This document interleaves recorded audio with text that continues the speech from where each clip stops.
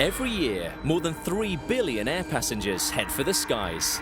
The vast majority return safely to Earth without incident.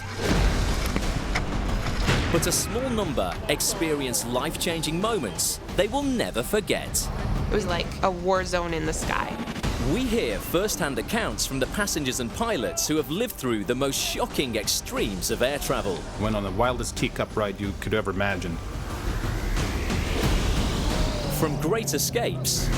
Run, it's gonna blow. ...to mad moments. And highway robbery. This is now going to cost you £24,000. To highway landings. Holy... It's definitely something they don't teach in driving schools, how to avoid a plane. In the age of the smartphone, these events are caught on camera as never before.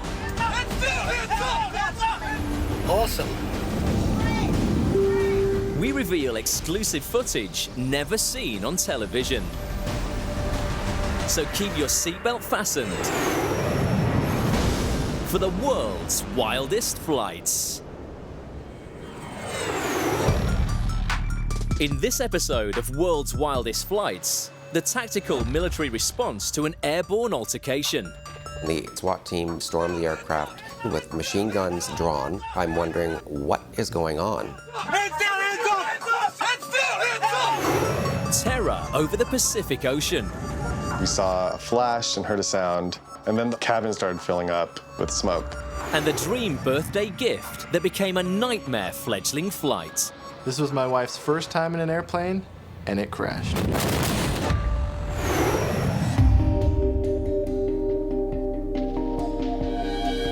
December 2014, the Lake District, England. The Turner family are heading off for a trip to Las Vegas for a much-needed break after a long illness. Their holiday from hell starts as it will continue. So we set off in the morning, everything was fine, you know, we're all looking forward to going, very excited. Packed the car and set off. The whole journey down to Gatwick took us hours. We were in traffic jams. It was just bad from the offset, really. But after a restless night at a hotel near Gatwick, the family wake up raring to get the holiday started. So we got up in the morning, got on the shuttle bus, which took us into the terminal, and went through security fine, everything was fine, and went to the gate to board. The funny thing is, when we got on the plane, my eldest daughter was upset, and I'd actually said to one of the cabin crew, can you have a little chat with Kenya? She doesn't really like flying. And he came over to her and said, oh, don't get upset, nothing ever happens on these flights, they're boring. Words that the attendant on board flight VS43 would no doubt later regret. The problems start as soon as the plane leaves the tarmac. And every time you take off, you can always hear the wheels coming up after a certain length of time. They always make that noise. But they started coming up and there was a huge bang, Turned around and I said to Stace, I said, something's not right there. That was dead loud, that. The passengers have no idea of the danger they are in, but Stacey's dad Norman spots something worrying as he follows the plane's progress on an online flight tracker. I noticed it go over Cornwall into the Bristol Channel. But then for some unknown reason, the flight started to circle and circle and circle. I couldn't really work it out. So I actually messaged Stace. I said, is there something wrong? He said, no, we don't think there's anything wrong. It's circling for some unknown reason. And this went on for quite a few minutes. High in the sky over the West Country, the pilot tells the 447 passengers that their holiday flight is being aborted. And he came over the tannoy and said, there's a problem with the hydraulics. We're going to go back to Gatwick. I texted my dad back and said, there's something wrong with the hydraulics, but don't worry, we're going to land at Gatwick and then we'll be off again before we know it.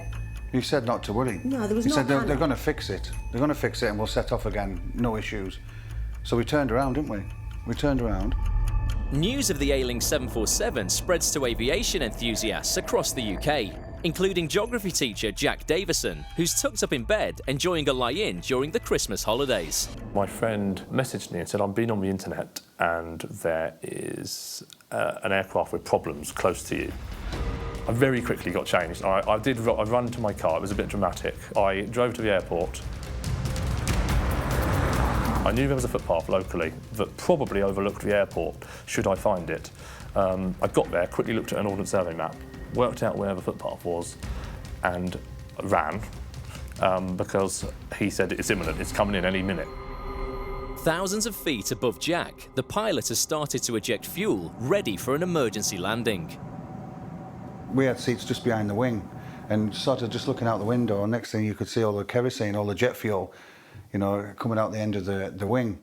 You cannot land the airplane at the same weight you took it off at. You must get rid of that gas. If you're going to come back and land where you took off, you have to either dump it or burn it off. So that's an absolute requirement. And also, without having fuel in your tanks, less probability of a fire breaking out as soon as you land. It didn't look good because you thought, oh, you know, we use that stuff to fly the plane with, and it's all coming out the end of the wings. Jack has arrived at the prime filming spot at the end of the Gatwick runway. As I was sort of coming across the field rather quickly and getting covered in mud, I heard a plane and I could just see that it was the plane in question. It was a Virgin Atlantic 747, and I assumed it was going to come and land, and I wasn't really in a very good position to film it. So as it neared the airport, I got my camera out and attempted to film the aircraft landing, but to my relief it didn't actually land, it was just in a low fly past of the airport. After getting this very shaky footage of the first flyover, Jack looks for somewhere to hold his camera steady. I do have a tripod, but in the rush I had forgotten it. Behind me we have the entire airport, and this trusty fence post is the one I use to stabilise my camera. I held the camera on really tightly onto a fence post, which was good because in the end the footage was quite still, really. There wasn't much shake to it. The pilot of the Virgin airliner is still trying to assess the damage to his aircraft. They needed to see what the problem was, and so he would go down into Gatwick as if he was going to land, but then he would go back up again, and he did that about 3 times so they could take some pictures or see what was happening. At some point, there was sort of a Chinese whisper. Chinese whispers came around saying that none of the wheels had come down or had gone up or something like that. At that time, when we thought we had no wheels, we thought, well, that was it. That was it. It's a terrifying wait for the 447 passengers circling over Gatwick as they prepare themselves for an emergency landing in a plane without wheels.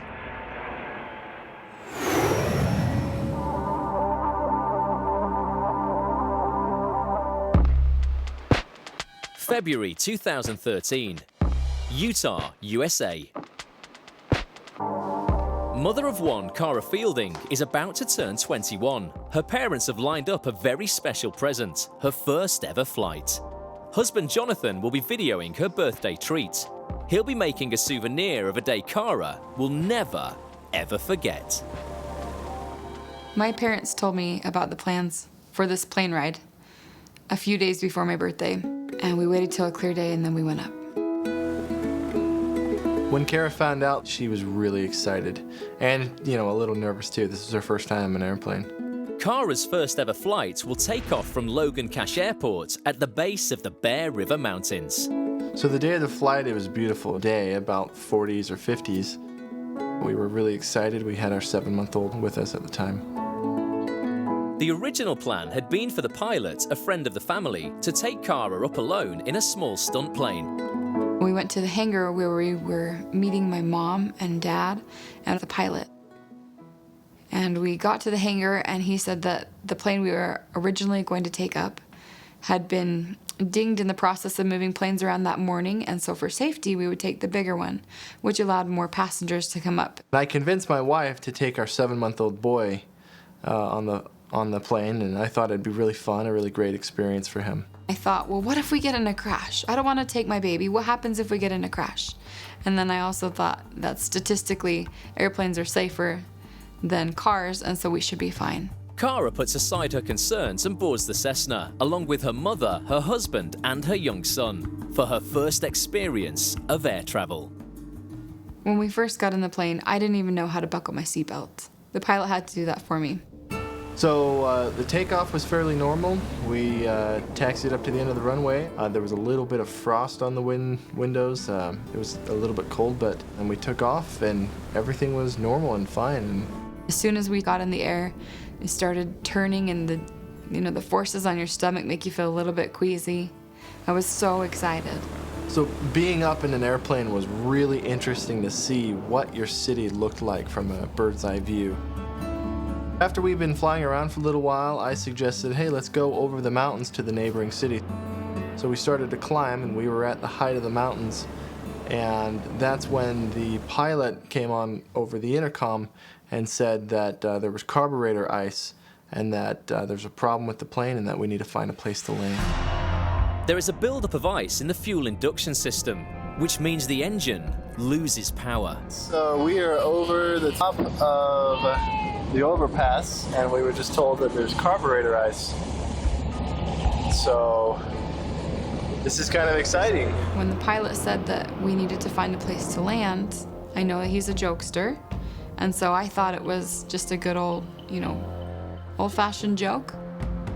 According to the pilot, the very first signs of struggle, he pulled the heat carb because he knows what it is and what's going on. But then big old chunk of ice got sucked in the engine and killed it. The single-engine Cessna 175 no longer has enough uplift to remain airborne. So the very first thing that the pilot did was pull out his emergency book and went through kind of the procedures, making sure that he was dotting all of the I's, crossing all of his T's. It wasn't until a few seconds later, after he was going over some checklists and figuring things out, that I asked him, are we really going to land out here? And he said, yes. Are we really going to land out here? And that's when I knew we were in trouble and that it wasn't a joke.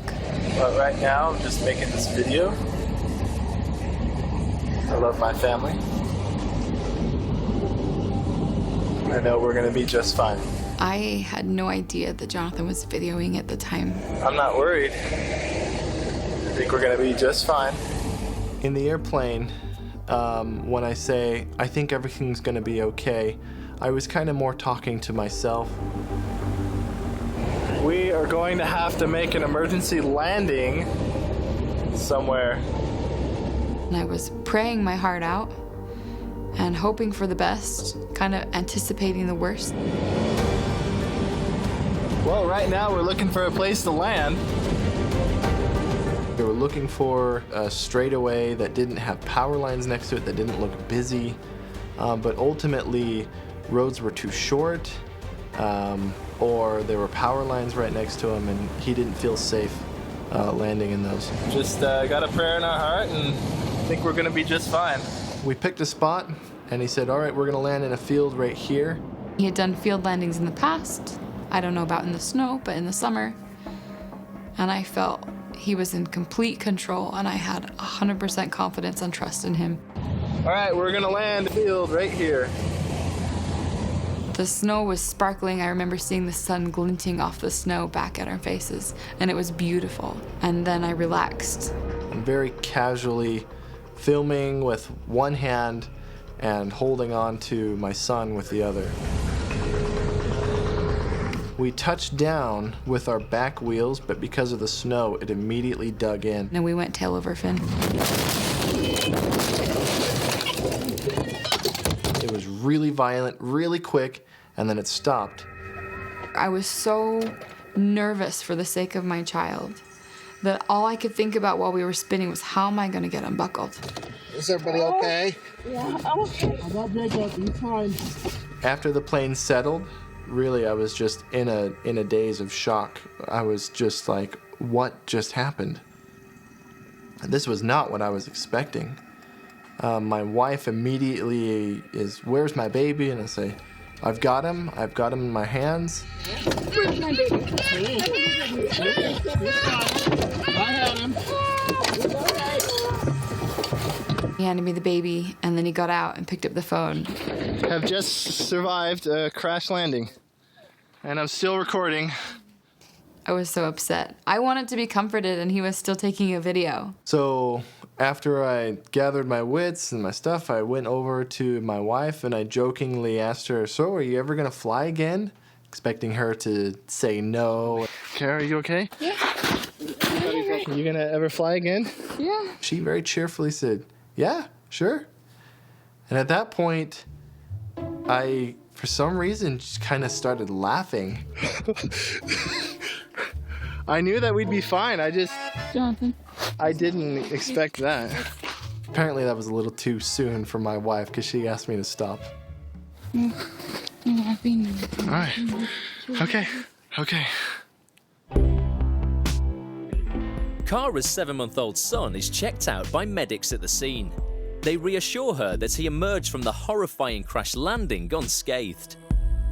He really was kind of a miracle baby that he was held in my arms and that he was okay. In fact, the pilot had brought the plane down in extreme conditions without any major injuries to his passengers. Here's the hero. The pilot is very experienced and he's been flying for decades. Given the situation and how little time we had to take an action, I think the outcome was the best that we could have hoped for.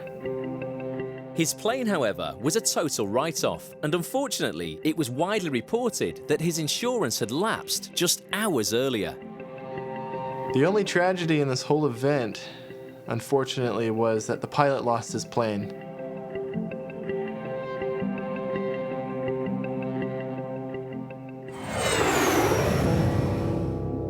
Flight VS43 from London to Las Vegas was aborted shortly after takeoff when its undercarriage mechanism failed. The Boeing 747 is now circling over Gatwick as technicians at the airport assess the scale of the damage. The plane did a very low pass over the airport, at a slight tilt if I remember rightly, and I was later informed that this was so that they could inspect the undercarriage.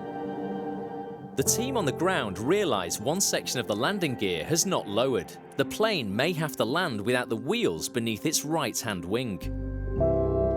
On board the plane are Stacey and Dean Turner with their 3 daughters, all anxiously waiting for news from the pilot. Then he actually came over the tannoy and said, right, we've lost the wheels on the right-hand side. Everybody thought that, you know, things could really go wrong and we might never get off this plane. So I sent my brother-in-law, Ben, I sent him a text just saying, you know, tell everybody in the family that we love them very much if you don't see us again. You know, and then obviously that text went, and then after that they stopped us from communicating. Ben gets in touch with his father, Norman, who has been anxiously following the flight path online. I got a very strange text off my son, Ben. He said, is there something wrong with the flight? And I said, yeah, there is a problem, but I don't really know what, but it must be on the news, on the TV, if there's a problem. So I actually put the news on at the time, and there it was. There was a flight on the news, to my absolute horror. It was so hard to believe. My daughter and Dean and the grandchildren were on that plane I was watching at the time. It was unbelievable. As the news spreads, Jack's vantage point at the end of the runway is becoming increasingly busy. I was there for quite a substantial period of time, alone. And then I saw a man running across the field towards me, and I assumed it was security or police, perhaps, telling me to go away. But it wasn't. It was a Daily Mirror photographer with his big camera. And then someone else turned up with their camera, and then another man stood in the field with his camera. And then I looked behind me, and there were vans everywhere. News camera vans, media people, like getting up step ladders and things like that. Back on the plane, the Turner family are all coping with the stress in their own different ways. Because Maisie, our youngest, was asleep. Kenya, our eldest, was burying her head in the sand and watching films. And Ellie, the middle one, was convinced we were all going to die. So she was really, really upset. She was hyperventilating as well. It was horrible. It was, you feel like you've put your children in this position, you're taking them on holiday, and you just look at them and think, what's the outcome going to be? You feel responsible, really, but also at the same time, you feel like you have to put on a brave face. Because if they see the parents scared, that's going to make them even more scared. Yeah, it's not good looking back, is it? I can remember listening to this bit thinking, really? The captain speaks to Boeing and is advised that his only option is to fly the plane in a bouncing action in an effort to free the wheels so they will drop into place. You try to shake it off. You know, if something's not working, you shake in order to allow the gear to fall down, and that's usually how the system of the gear works. You know, it mechanically kind of falls down and then hooks into place. And that's what they were trying to do. It was one of the most horrific things I've ever experienced. He did it to a point where you thought the plane was going to turn upside down. There was a few shouts out then, and people screaming, weren't they? yeah, that was really scary. You hear people crying. People crying, yeah. And that didn't work either. And that was the point that he said, right, we've exhausted everything. We're going to have to perform an emergency landing. And then that was it. You everybody knew you were coming just... in. There was no way out of it.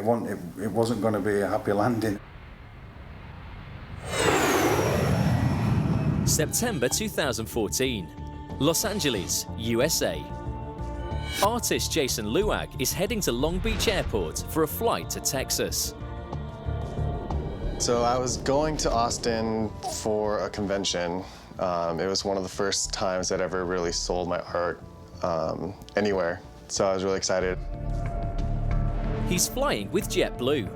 In fact, he's such a regular customer of the airline that he's earned enough loyalty points to bag this flight for free. So what happens usually when you find a Long Beach, like other small airports, is you get dropped off and you go through security. Probably had to wait like 20 minutes to get onto the plane. Jason is flying in an Airbus A320, one of the most popular jetliners of all time. Good afternoon, ladies and gentlemen. Welcome aboard. Takeoff was normal. Nothing really stood out as being wrong. And then we turned around, and as we were banking left, I saw out of the corner of my eye like a bright flash, and we heard it. That's when the engine exploded. The JetBlue plane's engine has suffered a catastrophic failure. Flight 1416 was climbing through 9,000 feet when the right-hand engine suffered a fatigue fracture of the lug that holds the turbine blades in place, and it released the two turbine blades into the engine. The pilots shut the engine down and levelled off at that altitude. The damaged V2527 engine is now on fire, producing a new peril for the 147 people on board. And then the cabin started filling up with smoke, and it started to smell. If I were to describe it, it would probably be like if your clutch burned out in your car. Just a weird, not normal, out of the ordinary smell that you don't expect, like in a plane. Smoke is a significant danger to passengers because it typically contains a lot of toxic fumes. Smoke sweeps through the cabin. The passengers start to panic. The masks didn't come down. A lot of people were getting a little bit worried as to why they weren't coming down, especially with the smoke filling the cabin. So the flight attendants came down the aisles and they manually had to drop the masks. As the attendants walk through the cabin releasing the masks, passengers start to turn on the crew. Some of the people were kind of rude to them because the masks didn't come down fast enough. Typically, if smoke is in the cabin, the instruction is not to deploy the oxygen masks because that could feed a fire. Ladies and gentlemen, we've had a right engine failure. Shut down the engine. We're headed back to Long Beach at this time. Please stay in your seats and we'll try and clear the cabin as well as we can. Thank you. The cabin crew correctly assessed that the fire was in the engine, not in the cabin, and they were concerned about the condition of the passengers inhaling these toxic fumes, so they lowered the masks manually. This is the cabin crew's job. We just read the cards, they actually do it. The staff and crew of JetBlue were amazing. I don't think that they got enough credit for what they did. The flight attendants were calm, collected, and they took care of us. The passengers can now at least breathe easily, but they are still several thousand feet in the air with a failed engine. Well, I was thinking, okay, emergency exit is over here. We're over water, I know that. So I was basically trying to prepare myself for anything that I could think of. Clear for landing, we'll be on the ground momentarily. After they made the announcement that we were turning back, It got really quiet. We knew we were going to go back to the airport and land, but you don't really know how the landing's going to be. You know, you can't really expect it to go well after what just happened.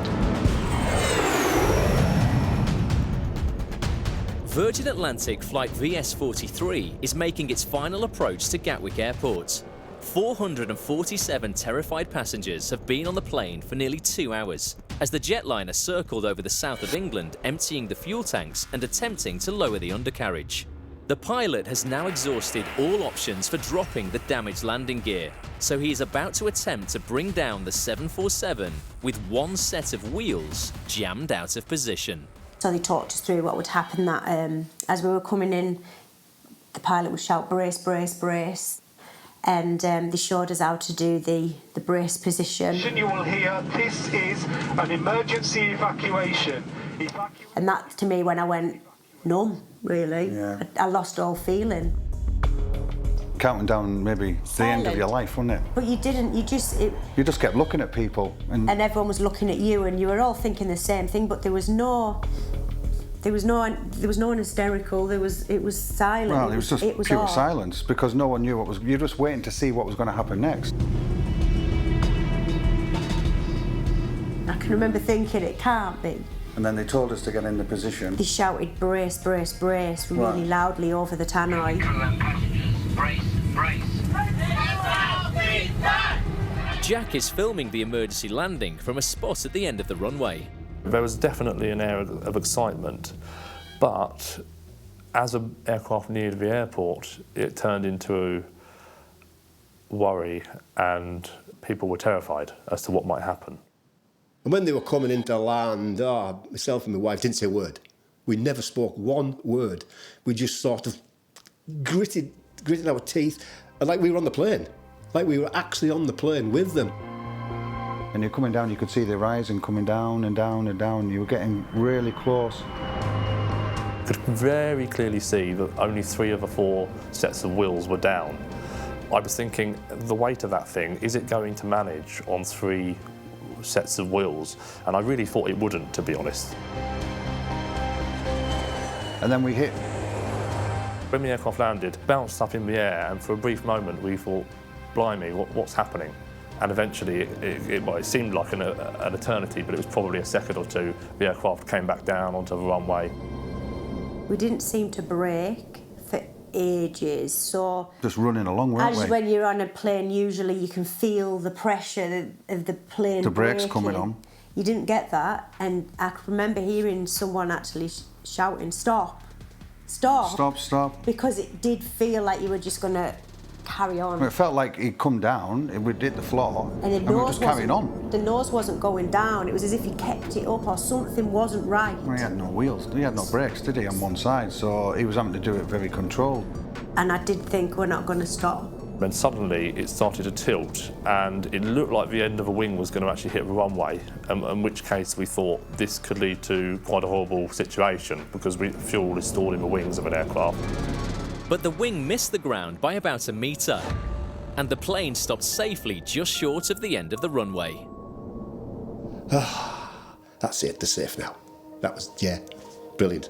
Well, everybody started clapping and shouting. Yeah, Crying and hugging each other, and they weren't even with each other, were they? Some of them, and they were... Oh, it was brilliant. It was just absolute relief. It was like watching a movie. It was one of the strangest, most surreal things I've ever seen in my life. But it all had a happy ending. In this particular case, they did a phenomenal job by, keeping it level, and that's the goal. That's what you're trying to do. The passengers on the 747 have been through a terrifying ordeal, but 7-year-old Maisie Turner slept through the whole thing. When we'd actually stopped and people had done the cheering, and Maisie sat up and looked out the window and she could see all the bright lights, and she said, "Are we in Las Vegas, Mummy?" And I said, "No, we're back in Gatwick." The passengers disembarked from the plane more than an hour later. I took a picture of it as I was getting off, and I stood back and I saw some people were taking pictures, so I got my phone and I took a picture. I remember thinking, did that really just happen? The flight is rescheduled for the next day, but the girls just don't feel up to it. I can't put them through this. It's going to be horrific because once they're there, they're not going to enjoy the holiday because they're going to have to get on a plane to come home. No, you have to come back. And it wasn't going to be good. It wasn't going to be fun. And so the best thing we could have done was just get in the car and come home, really, which we did the next day. We stayed over, had a breakfast and went home. Done another 6 hours travelling.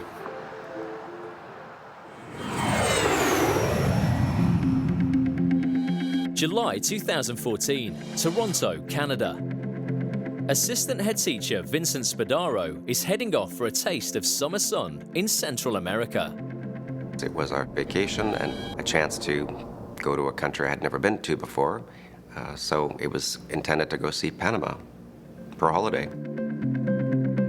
For Ontario lawyer Phil Thompson, this journey is a mixture of business and pleasure. I was taking this flight because I own property in Panama, and I had a meeting that afternoon with the Smithsonian Institute. The mood on the airplane at takeoff was jovial, it was happy, people were going on a vacation.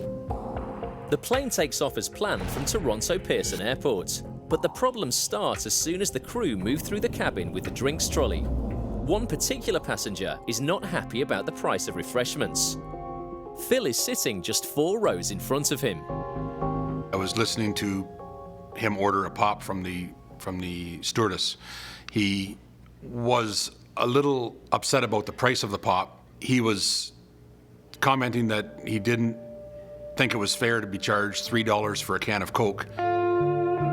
While Vincent is sitting 3 rows behind the unhappy Sunwing customer. I did overhear the flight crew member say to him, "Sir, please calm down, please stop swearing. There are children on board the aircraft." The mood on board the 737 is becoming increasingly tense. Then the passenger starts complaining about his duty-free purchases. He said, "I don't like that I had to pay tax on my cigarettes. Why do I have to do this if it's tax-free?" And she tried to steer him back to the conversation by saying, "You know, sir, I'm just handing out headsets here. I'm not concerned about what you bought in duty-free." And this is when he said, "You know what? I just want to bomb Canada." I thought to myself, that's kind of a strange thing to say on a flight. Nowadays, you shouldn't really speak that way out loud. I was completely numb in shock. I could not believe, again, somebody in this day and age would be talking like this. And it was at that point that I looked at my friend, he looked at me, and we both realized something isn't right. The captain decides that this passenger represents a serious risk and opts to divert the flight. He said at times, aircraft receive threats and the industry take this very seriously. As a result, the decision has been made to return to Toronto. Of course, people were not very happy about that, but at the same time, you have to reflect and think that this is probably a good decision based on their experience and hopefully their expertise and their judgment. Toronto-based security expert John Thompson follows events on Flight 772 as they unfold. Well, the first responsibility of the pilot is the safety of the aircraft and everybody on it. So you can't expect them to go into the cabin and deal with an unruly passenger, especially if you consider things. You might have only 2 people on the aircraft who are qualified to fly it. And if they're both in a fight with somebody acting up, they've just endangered everyone else on the plane. That's their main responsibility. The plane has already reached American airspace by the time the pilot decides to return to base. The US authorities take no chances and scramble F-16 fighters to escort the jetliner back to Canada. You could see them outside the window, the left side of the plane, look out the right side of the plane. So we knew something was up. We were not aware that there was F-16s escorting the plane back to Canada out of US airspace. It would have been kind of neat to know that they were there, as it would have been pretty cool to see them. The fighter jets were a concern because, you know, they can shoot you down. You know, if they're given permission, it's a pretty serious situation. Well, remember, ever since the Lockerbie bombing in 1988, we've learned that if an aircraft is destroyed in midair over a built-up area, over a town or a city, the loss of the aircraft can also cause a lot of casualties on the ground. So now, if an aircraft is hijacked over our airspace, there will be a fighter plane behind it. And if it starts to go someplace where it shouldn't, then we're in a position where we can make a decision about what to do about it. Following a bomb threat from a passenger, Sunwing Flight 772 is escorted by fighters out of US airspace, setting it on course for a full-scale military response at the airline's Ontario base. JetBlue Flight 1416 suffered a catastrophic failure to its right engine shortly after takeoff from Los Angeles. Toxic smoke swept through the cabin. After the crew lower the oxygen masks, the passengers prepare themselves for an emergency landing. I think the mood in the plane got a little bit more tense. That's when I really started to hear the creaking of the engine, because it got pretty quiet. The pilot announces the final approach to Long Beach Airport. Clear for landing will be underground momentarily. And then all of a sudden you just hear brace for impact. Brace. And then the flight attendants were just yelling brace, brace, brace.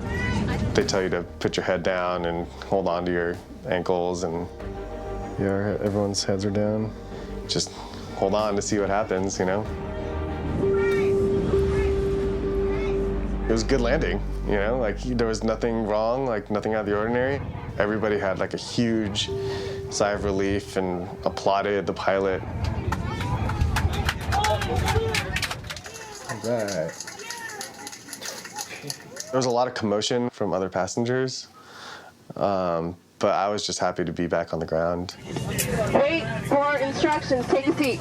The crew told us to remain seated, buckle your seatbelt, don't take anything out of the overhead compartments, you know, like we're still in a moving plane.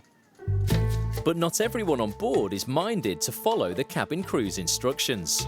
Some of the passengers, once we landed, started to get a little anxious to get off the plane. And then that's when one person took it upon himself to open the emergency exit. Before the plane actually reaches the terminal, a passenger opens a door and triggers an emergency evacuation. Yeah, the guy that kicked the door open was like right over here. Once the emergency doors got opened, the slide inflated, and the pilot had to stop the plane. And that's when people started to freak out, because they thought something was wrong when there was really nothing wrong. The people that I saw injure themselves were injured after exiting the plane because of the guy kicking the slide open. Once I got off the plane, I actually had small shampoo bottles of alcohol, so I drank on the tarmac, and then made some calls, and then finally some buses came to take us back to the airport. The passengers are bussed back to the terminal, where Jason faces a long wait. I was more angry than anything about the guy kicking the door open. Because of that, I spent the entire day at the airport. I think I spent 11 hours at the airport because of him. But he has no reservations about climbing back on board the replacement flight to Texas. They say you're more likely to get struck by lightning twice than to crash in an airplane, right? So flying to me is still safe. My next flight to Austin was pretty much empty. There was about 10 of us on the plane, and we each all had our own row, and it was smooth sailing from there. It's far from smooth sailing on Sunwing Flight 772. After a disturbed passenger threatened to bomb Canada, the 737 has been escorted by F-16 fighters out of American airspace and back towards Toronto, where the plane had started its journey. The jetliner makes a shockingly abrupt landing at the Canadian airport. We came out of the sky like a manhole cover. We came down fast, and we landed hard with a very fast braking. We were aware once we landed that we were not going to the terminal based upon what the captain said. We went off to a specific area on the tarmac. The plane sat on a remote runway some distance from the main terminal building. And the time frame was now an hour and a half sitting on the tarmac with no information. And again, repeated messages, please don't get up, please don't go to the washroom, please remain in your seats. And it was simply a waiting game. I was expecting to see a couple of plainclothes police officers come on and escort the fellow off. Then a family sitting across from me that I had been talking to said, "Here comes the SWAT team." Yo, what is happening? They came on board and were screaming, "Hands up, heads down." Heads down, hands up, hands up, heads down, hands up. Most people took that pretty seriously. You know, they had guns and full equipment.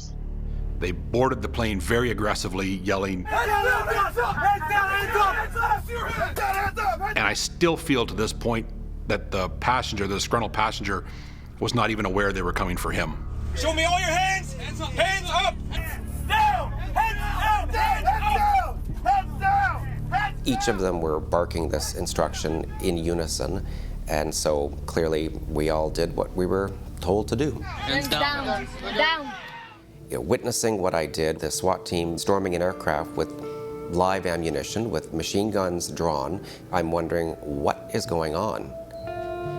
How did we get from what appeared to be a minor disruptive upset to an aircraft being stormed by the SWAT team?